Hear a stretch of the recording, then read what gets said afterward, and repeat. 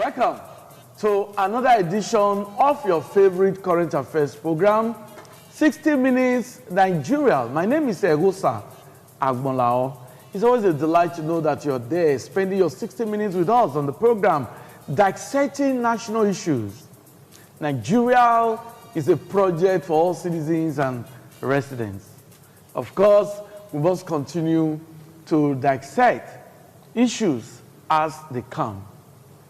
And I must tell you that what is on the top burner now has to do with the electoral amendment bill. And the information we have gotten, sharing news, I must admit, is that President Muhammadu Buhari will sign the bill known as the Electoral Act Amendment Bill tomorrow, Friday. Now, his aides informed us before now, because there was pockets of protests by civil societies, civil society groups, and they were talking about the enormity of delay in signing of the Electoral Act Amendment Bill. Because the National Assembly, we must commend them, they've done their part. It's been returned. Don't forget that there was an issue that cropped up with the issue of direct and indirect primaries. That was sorted out. And so there's also a time frame for the Electoral Act Amendment Bill to be signed into law by the president. Well, we have a very seasoned legal practitioner, law lecturer with us, who will dissect this. We're talking about Dr. Eboigbe Edowogo. Nice to have you today. Thank you for having me. Okay, we also have with us a very, very respected clergyman and social commentator, Dr. Emeka Ekuga. Nice to also have you with us today. We'll start with Dr. Eboigbe Edowogo. Now, this falls within the purview. Now, what's your take on this Electoral Act Amendment Bill, now that we are told that the president will sign on Friday? Well, it is actually a very cheering news. Okay. And then a step in the right direction. But we should keep our fingers crossed and actually wait for it to be signed by the president. If it is signed by the president, it is a positive step towards doing the right thing in the forthcoming presidential election. And then, in line with this positive step, we also need INEC to take appropriate measures to see that the efforts so far in bringing out this bill and turning it into law, the efforts are not in vain or wasted, that the act should be followed by the letter. There are very many laudable clauses in this new act, and we hope, honestly, that the president assents to it, and that INEC and all other individuals, they act in accordance with the provisions of the new act. Okay, thank you. That's the opening remarks of Dr. Eboigbe Edowogo. Dr. Emeka, now what's your take? Because you are a politician as well. You are a politician. Yes, and I know that the political class seem to be nervous, except for the information that we got a few days ago that the president will sign the electoral. At first, it was the president will sign within hours, but later it was now confirmed that it will sign on Friday. Has that calmed your nerves, the political class? It's a wonderful, welcome development. Okay. We expected, as at Wednesday, the president would have assent to that bill. Okay. And as the aide said, the president will assent to the bill by Friday, which is tomorrow. We're already there. And we look forward to see Mr. President assent to that bill. Let me quickly say this. Our politicians, our big politicians, some of them, not every one of them are very clever, in politicking. And I want to believe, like the doctor said, that INEC will not, jeopardize this act, this welcome development. We look forward to see both the actors, the stakeholders, the politicians, INEC themselves, and every other Nigerians to obey this rule, to obey this very welcome development. One thing is to make a law in Nigeria, another thing is to obey a law in Nigeria. It will surprise you that the Federal House will pass the law, and even when it is assigned, we pass a bill, even when it is assigned into law, it will surprise you that the government will refuse to obey the law. But this time around, I look forward and I hope the actors will obey the rule, will obey the law. Okay. Thank you, Dr. Emeka. We'll just take a brief break now, and after that, my guest will be looking. I want to actually break it down. I want our viewer to understand the import of this signing into law of the act. We'll look at it after this break.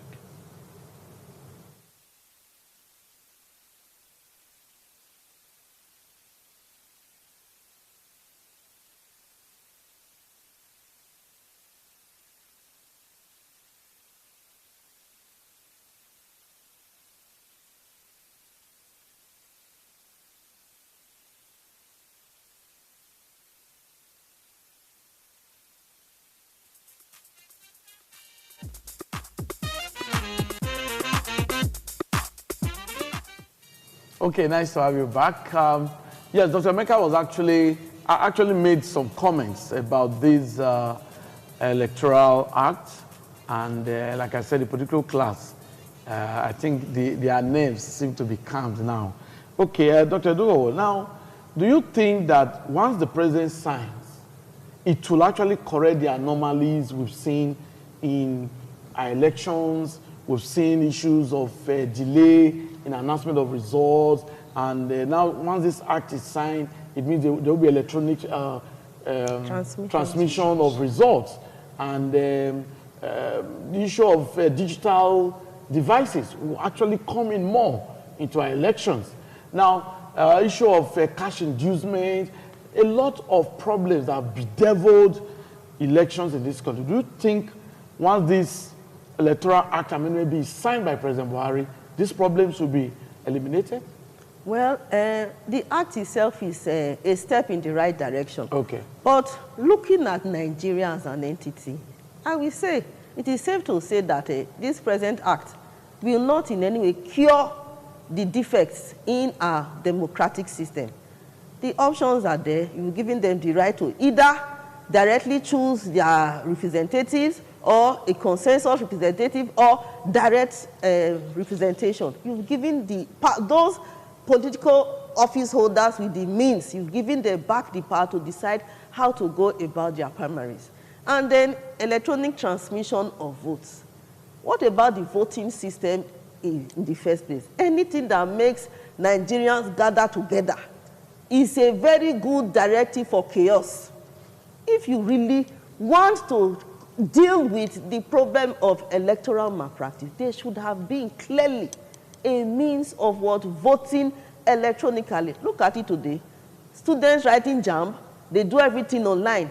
Why can't we do that in Nigerian circle? Why must people still go and gather and vote? And when you say, okay, electronic transmission of votes, what steps have been taken to ensure that the right figures are actually imputed into the computer? So these are questions that Nigerians need to think about. INEC officials need to address. This electoral act is a step in the right direction, and it has long been awaited for, but it does not in any way cure the fundamental defects in our electoral system. When people gather, there will be cash inducement. There will be threats. In fact, when you know the kind of threats in some electoral voting stations, it will be as if you don't value your life when you go and vote. All of this act has not addressed these salient points. So I want to say that beyond the act, there must be the conscious will by the presidency, conscious will of INEC officials to do the right thing, so that Nigeria can move forward. Nigerians are not smiling again these days at all. So we must get it right this time around. Okay. Now, the president, Dr. Emeka, initially refused to sign the law into, to sign the act, the bill into law. Yes. he cited some reasons, and he talked about options for political parties to choose their candidates. He kicked against the direct primaries. So he actually asked that indirect primaries and the issue of consensus candidates, that option should be added. Don't you think the president actually meant well for Nigeria and, of course, for our political parties? Well, I commend that at the first time. Okay. But that shouldn't be the reason for the delay, because every bill stands a chance to be amended at any given time. That shouldn't be the reason for the delay. I told someone the other day, I said, why the delay is because of the pressure. I repeat, the pressure mounted on him by the cabals in the politics. Because most of the things there, if he assent to it, it will affect so many of them. And the reasons, they begin to find a way, one thing or the other, to make sure there is a delay. Well, if the political parties, if the bill is being signed and the political parties choose their candidate, choose whomever is going to represent them, it has not yet solved an issue. If they choose a wrong person, there is still a problem. But one particular gain in this is that whatever they do now will be well monitored. I'm expecting that the INEC as a body will now set up a kind of committee, or what do you call it, that will be monitoring whatsoever the political parties are doing as regard to this bill. Fine. The president meant well to say, add indirect primary to save some issues, and at the same time, choose who you wish that will stand for you when it comes to the election. Okay. It is now the right of the political parties to make sure they choose the right persons to represent the people. Okay, now talking about issues, I've quickly asked our legal practitioner. Now, the president looked at the issue of funds, because that's one problem that has actually bedeviled the development of democratic tenets in this country. That some persons are very knowledgeable, capable, but they don't have the funds. Now, the president is saying that direct primaries will be expensive, and issues of security and all of that because of the process involved with direct primaries. So, don't you think that is one big problem that need to be addressed? This issue of money bags in our electoral system, in the process. Well, in all honesty, it is a very fundamental problem. It's a pivotal problem that has consistently bedeviled our political environment and democratic rule in Nigeria. And the options is like, I'm giving you something, I'm taking it all back again. The options are wide. And with those wide options, you are giving back to the money bags, the authority they've always had and utilized against the masses in Nigeria. The way Nigeria stands today, it's difficult for a poor man to contest for any meaningful position in Nigeria. And direct rule, direct elections would have been good, but it is actually expensive. I feel going forward, there should be some kind of allocation put aside for well-meaning Nigerians to assess when it's time for elections. And then the cost of elections is so high that when people eventually win, they see it as an opportunity to make their money back and make returns and profits on top of their investments. We should try, if government is serious, if we are conscious of what we are doing, we should make political offices less attractive, because right now political offices are very, very attractive. Once you enter, it's like you have hit the jackpot, which is not supposed to be so. If you see an American president, if you see a public officer in a foreign country, you see them looking stressed. They are actually carrying the burden of their country. But this side, the reverse is the case. You see them getting happier, getting fatter, getting robust, while the masses, they keep suffering under poverty and abject poverty. The political scene should be sanitized. We should not leave it for only those that have money. Bring it down to the level of the common man. Remove all the allowances, remove all the extra monies, give the leaders the same salary you give a public servant, and see the vote that will come out. And the idea of saying, okay, before you contest, you must resign. I feel that clause should be given a second look, because when you know you have resigned, it's either you win that election or you win that election, because you have no alternative. And it will result in these desperate elections that we see whereby they go about killing people, injuring people. No, we have gone too far. Nigerians have suffered. Nigerians have labored. We should now make public offices difficult. Let it be hard work. When you get there, you know you are going to work, you are going to sweat, you are not going to make any money, which until we get to that stage, Nigerian elections will never be free and fair. So do you also subscribe to the fact that we should allow consensus candidates, somebody who just come out and say, I'm standing on my own to contest, I have something to offer, I can serve my people without necessarily being sponsored by a political party? Yes. Because consensus candidates is another option within this we should get there. Nigerians should get there. But the truth is that except those offices are no longer attractive, no consensus candidate will go there. We not find the way there. Those with money will drive him away. So except they are no longer attractive, Nigeria will remain the way we are until we do things differently. We have always done things the way we are doing it now. When you look at the new act, it's a little different from the former. It's almost like saying the same thing and doing it the other way around, like saying 6 and half a dozen. Until we make those things very unattractive, whereby your salary will be the same with that of a councillor, that of a state legislator, those seats will not do their proper obligations to the people. So government should make it difficult, unattractive, give them the salary of a public servant, let them work, so that if you know you are going to steal, you will not bother resigning, you will not bother contesting. Okay, Dr. Emeka, now this issue of consensus candidates, do you think it's a good option within this bill? Well, Madam, I've said it all. I said something here some time ago. Yes. I said if this electoral bill is being passed into law, it will kind of control so many things. The financial investment will be monitored. ANEC we have to monitor all those campaign finances and what have you. If we adopt to consensus candidacy, it will go a long way, but will it work now? Only that what I'm believing is that we will get there. We are just coming in to witness another phase of democracy when it comes to election. But with this, we will begin to move forward. I said something here the last time, and I said if we get to a point where Nigerians, you use an ATM, you move straight to any of the wherever, you withdraw money.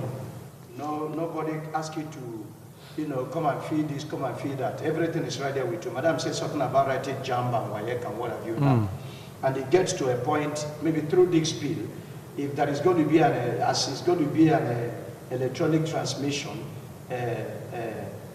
transmitting result live from the polling unit to what have you, then we get to the point where I can go anytime within the space of 1 week of election. I should have my time, I should have my honor to go anytime I want to cast my vote. Yeah. I think by the time we get to this point, it is going to help so much. Anybody that wants to come into vote for any election, we work hard. We realize that it's no longer because you gave me money, that's why I vote you in. When you now get to that place, you will be able to do what the people want you to do. And you will be ready to see, as I being voted out at the same time, if another time comes. Second tenor, first tenor, after the first tenor, second tenor, if you perform, you will know whether you are going to be there or not. If you didn't perform, the people will use their voter's card or whatsoever to vote you out at the same time. So I suppose it's going to be of an advantage to democracy. But this issue of money bags. That's what I'm saying. Yes. If the bill is being sent into, and that is the president sent to this bill, and the privilege of voting on my own, You are voting on your own. Mama is voting on her own. You can't endorse me with money anymore. You can't. You think that can eliminate it? Yes, it will. It will. But it's not going to be immediate. Okay. It's not going to be immediate. I must also say, Madam, any man that goes into business or farm must look for a gain. Yeah. Of course. So if you are a politician, you want to go for, you want to vote for presidency, like 2023 is coming, it's allowed. You will also, you won't expect my salary to be like your salary. You know the office I'm occupying. I don't subscribe to that very one of if your salary is, everybody's salary is the same. It won't make any good head. We should be able to look at if you are earning, a civil servant is earning 100,000, and you are working. I'm a governor of a state, and I'm earning 110,000. It is going to make a little sense, a little, yes, a little sense than when you say everybody are in the same category of salary or allowance or whatsoever. It won't work. But it will also make the democracy in Nigeria not to be more interesting. Okay. So okay. Now, a few days ago, we observed that members of various civil society groups actually protested because they were scared that the president has rejected this amendment bill a number of times.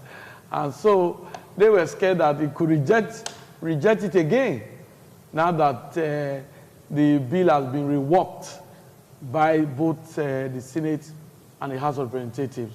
Now, civil society groups, is it a sign that Nigerians now understand that there's need for them to stand up for their rights? Dr. Edo. Of course, it is a sign. And honestly speaking, Nigerians Yes. have always stood up for their rights. Okay. And, sorry about it. Sorry for that. okay, let me drink water. Yes, so let me quickly add more information before Dr. Edo will give our own comments.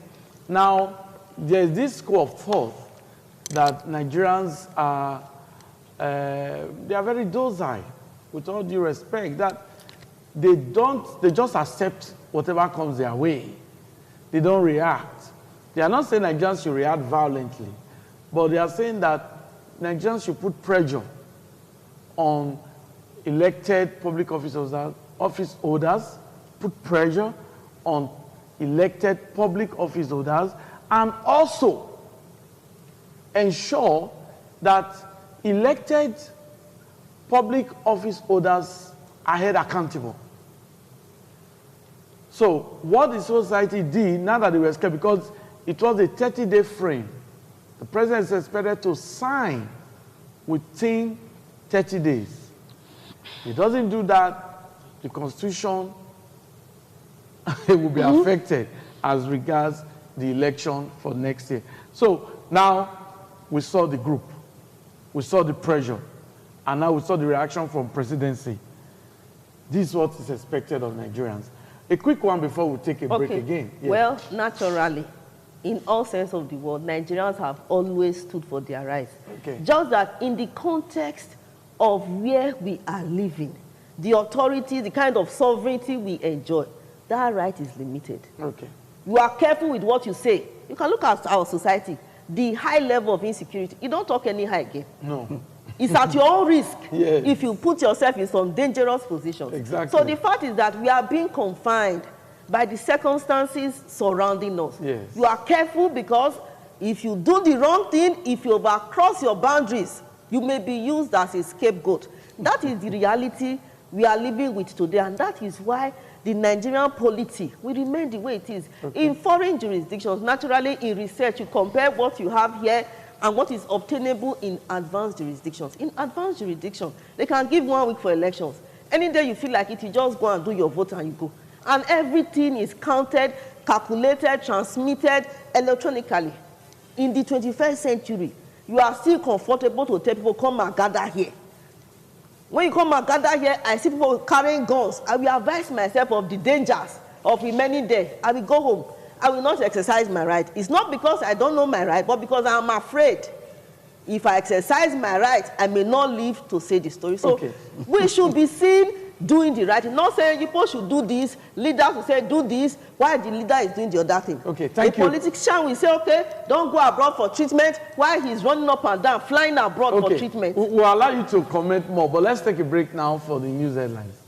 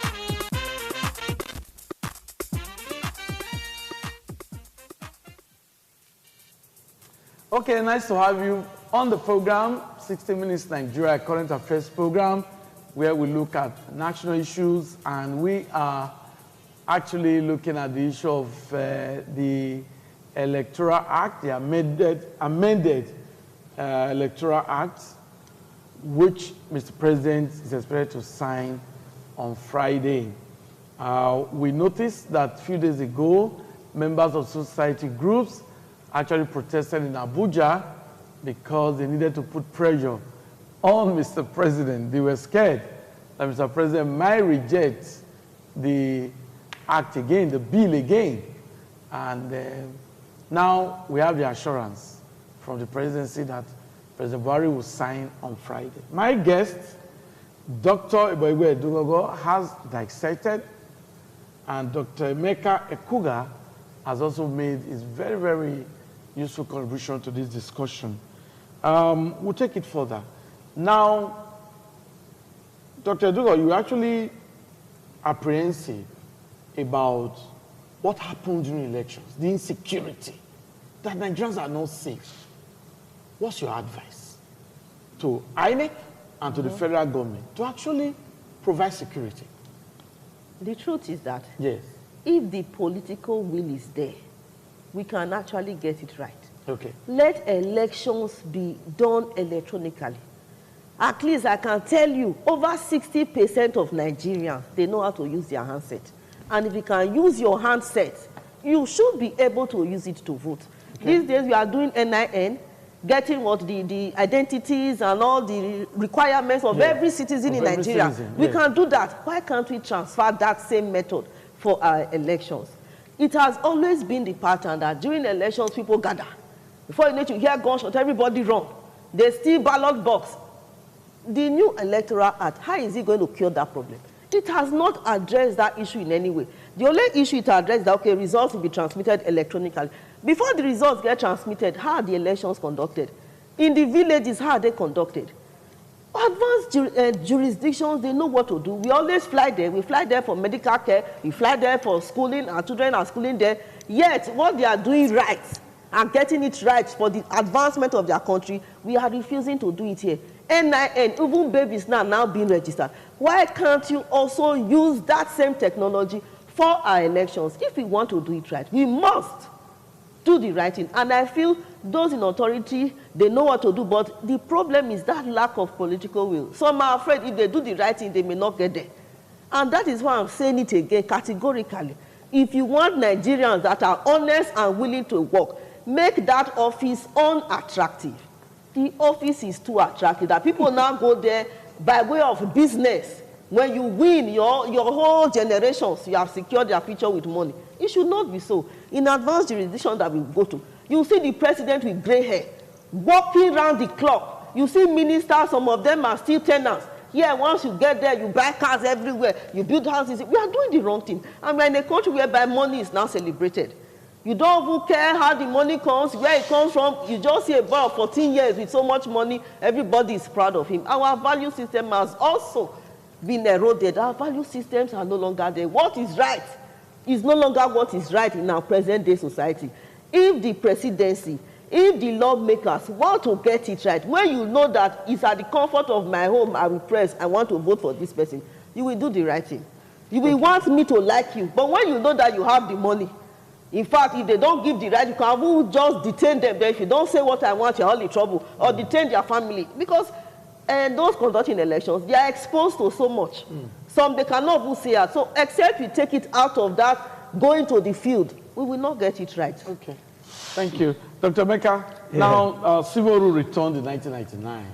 We've seen amendment of Electoral Act. The first Electoral Act was passed in year 2001. This was revised in year 2002, 2006, year 2010.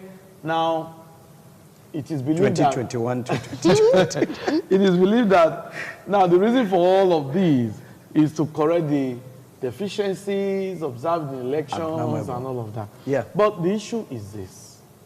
Now, if you are to advise the federal government and INEC, just like Doctor has said, what's your own advice? How do we get it right?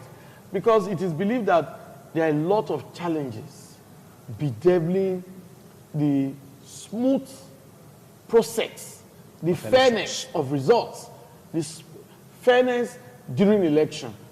Most of the participants, the candidates, they don't accept results of elections. They go to the courts. And the process, again, takes time for you to get the eventual winner. Most times determined by the courts now, you know. So, what's your advice? Well, at initial, it has been a problem. Yes. Because everybody wants to be there. It has been pattern in Nigeria that who has more wins. And not only who has more, if I'm and you are in same party with you, you want your party to be in that number one, you want your party to be in the governance, you want your party to be this. That is where the problem is. My advice, not just to the federal government, but also to the masses, is to, let's keep shining our eyes. We didn't get it right in 1990-something, and we come up to make an amendment. We tried to apply the new amendment rules. We didn't get it right. We come up again, and we keep coming. Nigeria has not developed to that point. But now I'm sure we are waking up.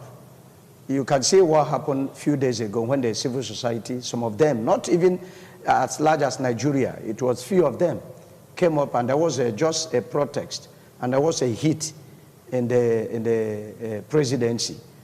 And they came up on Wednesday, they're going to sign it. And when it was not signed on Wednesday, they appealed. The aide come and said on Friday, if it still didn't happen on Friday, we are still looking forward. They must sign it. They must sign it. And when it is being signed into law, certainly we will begin to look on how we can be able to get it right through the law. I said something the other day, does Nigeria obey the law? I want to appeal to the federal government. This time around, let's get it right by obeying the law. So if this bill is being amended, even as I speak here, Barrister, I think you can give a better direction on that. I don't even know what the very newest amendment is. What was put and what was removed. Before the 2015, the issue of card reader was an issue that came up. Yes. But you know the president refused to assent. Okay. Before the 2015 election. Yes. So he was looking at proximity to the election, that it was too close and all of that. Yes. Okay. But we now, have Apple time now. We believe it. Because next year is election. Are you now. sure it was inclusive? A lot of issues. A lot of issues were addressed by this electoral. Well, let him sign. Let him sign. Although, whatever he's signing, I said it boldly here. I don't even have much ideas of what he's signing into law. But what I believe is that Nigerians are going to get it right. If the new amendment bill is signed into law, so many things will put in place. INEC will have the right to say this is the way it must be done. But INEC themselves should also be monitored. They should also be monitored to make sure that most of these corrupt politicians will not, divide their wheels, will not, turn them to be something else. And another thing that I want to also advise, as long as this new law is concerned, I don't know if it was addressed, as many who is going to work in INEC, the commissioners, must not be a particular party card carrier. No, that is not allowed. It's not allowed, but are you sure it's not? They are not. That is not allowed. Are you sure they are not? No, it's not allowed. It's not allowed, but if we look downward, you would agree with me that some of them are senior cabals of a political party. How do we get it right? But okay, now I have a hope. Because of the issue raised by Dr. Emeka Ekuga, let me refresh the memories of our viewer. Looking at this Electoral Act Amendment Bill 2021, makes provisions for card reader, there's a legal framework now for that, clearly forbid members of political parties from taking up employment or appointment in INEC. That's what Dr. Emeka just asked now, so I hope you are clear now. Go ahead. Okay. And defines overvoting clearly and makes provisions for electronic transmission of results, of election results. But it also makes provision to delete the provisions for the conduct of indirect primaries in the nomination of party candidates and make direct primaries compulsory for political parties. That was the aspect, the clause that makes the president to reject, which has been corrected by both the Senate and the House of Representatives. So the president actually asked that more options should be inserted into the amended bill. And I think the president definitely will sign on Friday. But we're going to move from that topic now to quickly look at another issue that is disturbing the minds of Nigerians, the minds of citizens. And that has to do with the recent adulteration of fuel imported into the country. While that problem was being resolved, the next phase was that fuel scarcity noticed in different parts of the country. As I speak, some motorists are unable to purchase petrol. Some filling stations are empty. And we got a result from our correspondent in Warri. And the situation there is pathetic. In other parts of the country, some motorists, some Nigerians are unable to get petrol. In Benin City, the problem is same, but some filling stations, you can get petrol for 215 naira, some 187 naira, so varied prices. So, Doctor, we'll come back to you again. Now, we thought President Buhari has gotten it right. We've not noticed the issue of fuel scarcity for a very long time. Now it's back. What's your take? It's a pity, and it is sad. There is a saying that it can never get so bad that it cannot get worse. Before this issue of fuel, adulterated fuel scarcity came, Nigerians were already on the edge. Galloping inflation, endemic poverty. Nigerians, they are strong people. They are very tolerant. They have been living in hunger, hardship, unemployment seriously. And now fuel has added to the baggage, added to the suffering of the masses. When fuel was 162.50 naira, things were difficult. Nigerians could not afford basic things of life. Now, I bought 220 naira, we thank you, and I beg. That's how I bought fuel. You have to thank them. I beg and I thank them with 220 naira per liter. Okay. So, but before you continue, now, this is really interesting.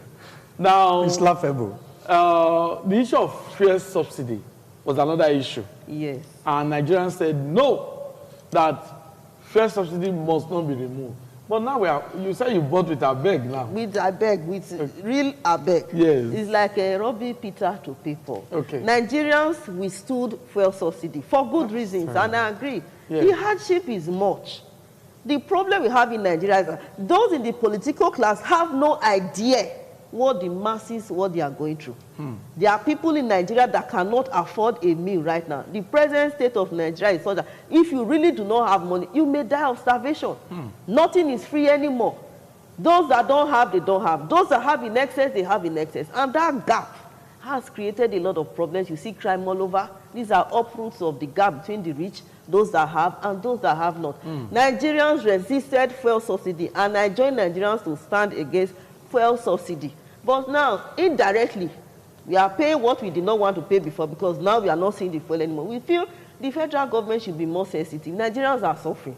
There is no way, no alternative than to revert back to the normal price of fuel. And I want to say something. Government must make conscious effort to put in check this endemic rise of prices and goods in society. Galloping inflation every day. If it continues like this, the value of the naira will be so devalued, it will almost be meaningless. Government must put urgent machineries in check to check the inflation in our society. Inflation is going so high, salaries of government workers have not increased in any way. How do you want them to survive? How do you want them to meet up? And in all of this, fuel, which was, for me, as at 162, it was on the high side. Yeah. Based on what I earned, it was on the high side. Yes. So to even think of it, to imagine increasing it further, you are pushing Nigerians to the edge. And you know when you push people to the edge, they will bring out so many characters they never knew they had. Yes. We are battling crime in our society, insecurity, hunger and all that, and fuel is coming. All I can say is that whatever it is, because they know how the adulterated fuel came in, I have no idea. They should please reduce it. Reduce the prices of fuel. Let there be fuel. Nigerians are suffering. Our government owes us this little. Let us have fuel. Let us have a means of survival. Graduates are turning up every day. No work anywhere. If you go into business, you'll be confronted with taxes all over. And the kind of taxes, they are very violent. You can't say, please, I don't have today. They will lock up your shop. So government should be more empathic and sympathetic to Nigerians. Yeah. Thank you. That was very elaborate. Very fine. Dr. Emeka, now, how are you coping? Well, we are a problem to ourselves. Okay. How do you mean? We have refineries here, and we have all it takes. They said refineries are not working. Why is it not working? That was the promise the president made before he ascended to the office. He will bring dollar to this amount. He will make sure that it's full everywhere. He will make sure that it's this. It's a shame when one of the aides said, since the time of Mr. President, this is the only time we have fuel scarcity. It's a shame. Must we have at all? From where did they import the adulterated fuel? From where? Before this time, it was fuel subsidy. It was resisted. I overheard the Vice President of the Federal Republic of Nigeria say fuel is going to sell for 300. It was not up to 2 weeks. The statement was made, and lo and behold, we brought the issue of adulterated fuel into the country. And you think they don't know what they are doing. It's a shame. And today, people are buying fuel. We are buying fuel 200 and something. I drove into a filling station. There was no motor there. I said, fuel. No queue. No queue. I said, that is fuel this time around. So, and as I opened my fuel tank, they carry a nozzle. How much? I said, how much are you selling? The guy said 220. I said, come on, lock my tank. I look at my gauge. If it will carry me to the house, let me go home first. And I went to home. I called a dealer in Mobile filling station. And they say it doesn't have for the past 3 weeks. But there is another filling station, another Mobile that they have. Let me say that by dancing in a... No, we don't allow that. No, it doesn't matter. In case of anybody who wants to go and buy, you go there. I'm not advertising anybody, but I'm telling you what I experienced. And I went there, I bought fuel at 162. But there was queue. There was no queue. Maybe you were just lucky. Yes. There was no queue. It was just few vehicles, and everybody buy and go at normal 162. But the truth was that within space of time, that fuel finished. Yes. What are we saying? We are a problem to ourselves. Yes, the individual fuel dealers or private fuel dealers will tell you that is the way they bought. From where? You didn't buy it from abroad. You bought it in Nigeria. So who imported from abroad? How come it's as expensive as this? We are a problem to ourselves. We should not also blame the presidency in all of this. We should not. We are a problem to ourselves. That's Nigerians. Yes, Nigerians. We are a problem to ourselves. Everybody wants to kind of fix his own. This is an opportunity. Make it now. And you wouldn't know you are also contributing the same hardship to your people. You have opportunity to do what is right. You don't do it. To you, it is a sin. And you will live to you'll be judged about it. Whatever you sow, you are going to reap. I'm talking to Nigerians who use opportunity of this nature to punish other masses, to punish other Nigerians. You will reap what you sow, whether you like it or not. We are crying and clamoring for the federal government to change. Federal government is doing this, federal government has done that. And we as a self, we cannot even be able to put things right on our own. Let me commend the governor of Edo State. I will encourage him, since he began to distribute power from what do you call this? The power plant. The power plant. Yeah. You see that. Independent power plant. I don't want to mention the name of the company here. Good. We don't do that here. You find out that the stability of electricity is becoming real. Honestly, I for some time I've discovered I can. Okay, we see street lights now in some areas in Benin City. Apart from street powered lights, by this independent power plant. Yes, apart from this very state one, government. You discover that there is going to be a kind of competition now between the power provider before and up to now, and the one the government is also initiating. You see things are changing. If he can also do so in a very fast track in this modular refinery, and they make it is it privately or publicly to put it into use, I think it will solve most of this menace here. And I'm sure many states will also benefit. We call him wait and see governor. So I'm looking forward that any moment from now, he should also be able to put those things in place. And the suffering of the Edolites and the parts of the states within the jurisdiction will also reduce. And to federal government finally, it's a shame if they don't do what they ought to do.